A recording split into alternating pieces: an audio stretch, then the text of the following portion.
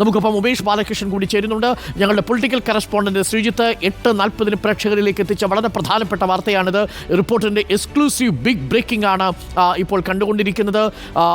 EP Jayarajan LDF convener സ്ഥാനത്ത് നിന്ന് പടിയിറങ്ങാൻ പോകുന്നു. ഉമേഷ് ബാലകൃഷ്ണൻ കൂടി നമുക്കൊപ്പം ചേരുന്നുണ്ട്. ഉമേഷ് ഇപ്പോൾ ഉള്ളത് AKG സെന്ററിന് മുന്നിലാണ്. ഉമേഷ്, ഇന്നിപ്പോൾ AKG സെന്ററിൽ നടക്കേണ്ടത് ഇന്നലെ നടന്ന സംസ്ഥാന സെക്രട്ടേറിയറ്റിന് തൊട്ടു പിന്നാലെ ഇന്ന് സംസ്ഥാന സമിതി നടക്കേണ്ടതാണ്.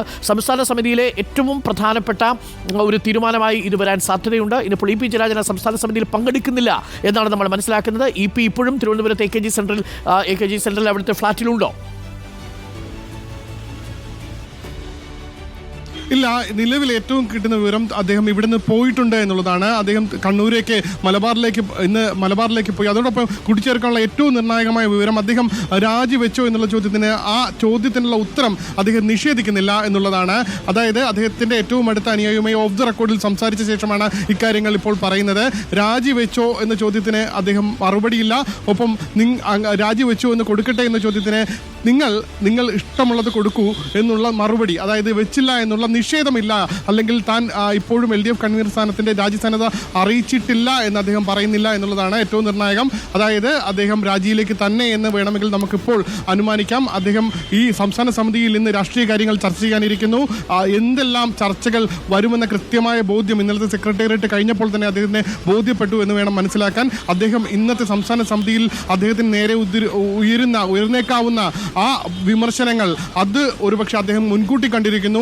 തൻ്റെ രാജിയിലേക്ക് അല്ലെങ്കിൽ താൻ സ്ഥാനമൊഴിയുന്ന അവസ്ഥയിലേക്ക് എത്തേണ്ടി വരുമെന്നുള്ള മുൻകൂട്ടി തിരിച്ചറിഞ്ഞുകൊണ്ട് അദ്ദേഹം മുൻകൂട്ടി ആ തീരുമാനത്തിലേക്ക് എത്തിയിരിക്കുന്നു. രാജ്യസന്നദ്ധ അറിയിച്ചിരിക്കുന്നു എന്നുള്ളതാണ് ഏറ്റവും നിർണായകം. എന്തായാലും AKG സെന്ററിൽ നേതാക്കൾ എത്തിത്തുടങ്ങുന്നതേ ഉള്ളൂ. 10 മണിക്കാണ് യോഗം. രാവിലെ തന്നെ സാധാരണ സംസ്ഥാന സെക്രട്ടറി MV ഗോവിന്ദൻ AKG സെന്ററിൽ എത്താറുണ്ട്. കാരണം സംസ്ഥാന സമിതിയോ മറ്റ് സംസ്ഥാന സമിതിയാണെങ്കിലും സെക്രട്ടേറിയറ്റ് ആണെങ്കിലും തുടങ്ങുന്നതിന് മുൻപ് നേതാക്കളുമായെല്ലാം അനൗദ്യോഗികമായ ചില ചർച്ചകൾ നടത്താറുണ്ട്. ആ സാഹചര്യം കൂടി ഉള്ളത് കൊണ്ടാണ് സാധാരണ നേരത്തെ 9 മണിയോട് കൂടിയൊക്കെ എത്താറുണ്ട്. പക്ഷേ ഇതുവരെ എത്തിയിട്ടില്ല.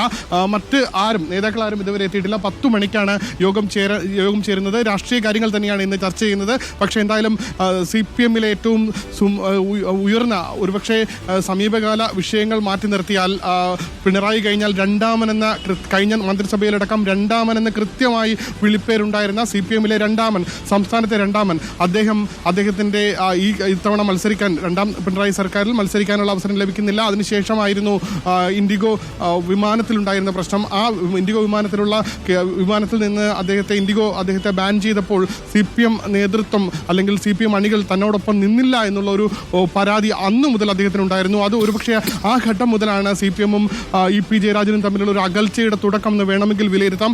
അതിനുശേഷം തുടർന്നുണ്ടായ കാര്യങ്ങൾ, അതിനുശേഷമാണ് പ്രകാശ് ജാവ്ദേക്കറുമായുള്ള കൂടിക്കാഴ്ചയ്ക്ക് ശേഷം തെരഞ്ഞെടുപ്പ് ദിവസം തന്നെയുള്ള അദ്ദേഹത്തിന്റെ പ്രതികരണം അത് അനുചിതമായി എന്ന് അന്ന് തന്നെ മുഖ്യമന്ത്രി പറയുകയും ചെയ്തിരുന്നു. അപ്പോൾ തന്നെ ഈ ഒരു LDF കൺവീനർ സ്ഥാനത്ത് നിന്നുള്ള അദ്ദേഹത്തിന്റെ ഒരു സ്ഥിരത അല്ലെങ്കിൽ അദ്ദേഹം കൂടുതൽ കാലം തുടരില്ല എന്നുള്ള വ്യക്തത അപ്പോൾ തന്നെ വന്നിരുന്നു. അതിനുശേഷമുള്ള MV ഗോവിന്ദന്റെ അടക്കമുള്ള പ്രതികരണത്തിൽ നിന്നും അത് വ്യക്തമായിരുന്നു. എന്തായാലും ഇന്നലത്തെ സംസ്ഥാന സെക്രട്ടേറിയറ്റ് കഴിഞ്ഞപ്പോൾ ആ കാര്യം EP-ക്ക് ബോധ്യപ്പെട്ടിരിക്കുന്നു എന്ന് വേണം മനസ്സിലാക്കാൻ.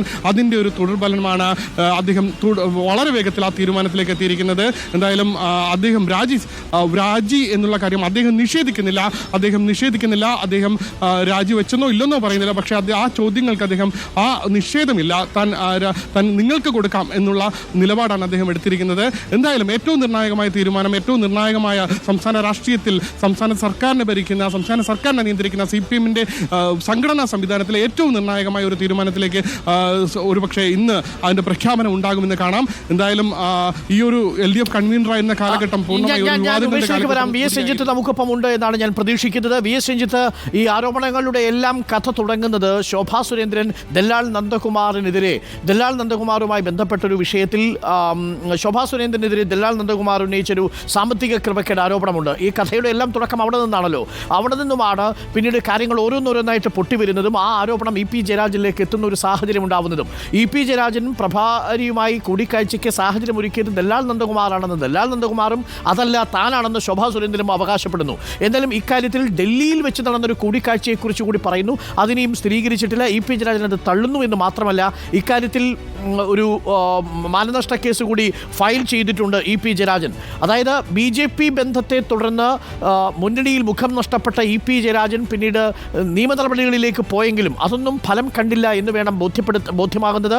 അത് CPM-ലെ നേതാക്കളെയോ അണികളെയോ ഇ.പി. ജയരാജന് ബോധ്യപ്പെടുത്താൻ കഴിഞ്ഞില്ല എന്നാണോ നമ്മൾ മനസ്സിലാക്കേണ്ടത് ഈ പടിയിറക്കത്തിലൂടെ?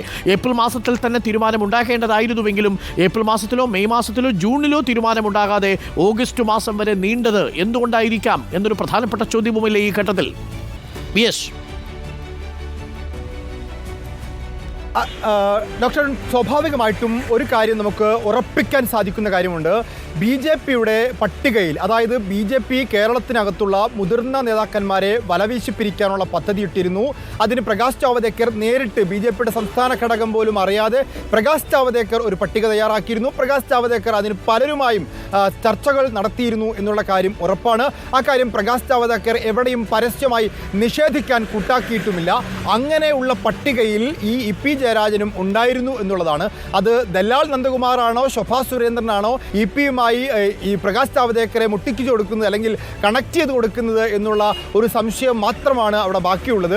ശോഭാ സുരേന്ദ്രൻ പറയുന്നത് തൃശ്ശൂരിൽ വെച്ചിട്ട് ഇ.പി. ജയരാജനുമായി കൂടിക്കാഴ്ച നടത്തിയിരുന്നു. പ്രകാശ് ജാവദേക്കറുമായി അദ്ദേഹത്തിനുള്ള ബന്ധം ശോഭാ സുരേന്ദ്രൻ വഴിയാണ് എന്നുള്ള കാര്യത്തിൽ ശോഭാ സുരേന്ദ്രൻ്റെ വാക്കുകൾ നമുക്ക് മുഖവിലേക്ക് എടുക്കാം. അതുപോലെ തന്നെ ദല്ലാൽ നന്ദകുമാറും പ്രകാശ് ജാവദേക്കറുമായി കൂടിക്കാഴ്ച നടത്തിയിട്ടുണ്ട്. എങ്കിലും ഈ രണ്ട് കാര്യങ്ങളിലും പൊതുവായി നമുക്ക് വായിച്ചെടുക്കാവുന്ന ഒരു കാര്യം, ഇ.പി. ജയരാജനെ BJP അവരെ പട്ടികയിൽപ്പെടുത്തിയിരുന്നു.